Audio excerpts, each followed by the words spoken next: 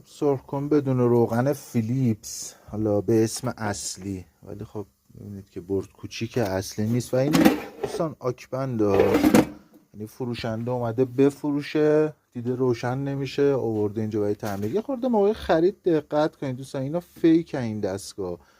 یه مدل تفالش خیلی خوبه، وای 701ش، اون دستگاه ارزش پول دادن داره.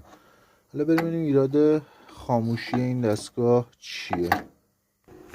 این الان ولتاژا رو همه رو داره، همه ولتاژا رو داره، سر میکرو هم 5 ولت داریم، ولی متاسفانه الان این میکرو موقع توی خود شرکتش حالا یا چجوری موقع مونتاژ آسیب دیده و ببینید داره گرم میکنه و خب قابل تعمیر نیست دیگه. باید این پنل عوض بشه که اینم خب چون فیکه بعید میدونم گیر بیاد. دوستانی که میخوان خرید کنن سعی کنن از سایت ها خرید نکنن، جایی خرید کنن که برن دستگاه رو بتونن مغازه جایی باشه بتونن روشن کنن تحویل بگیرن، وگرنه این الان سایتی باشه خب هیچی دیگه قبولم نمیکنن و مشتری این هم ضرر کرده. فکر کنم 8 تومن 8 خورده ای هم پولشه.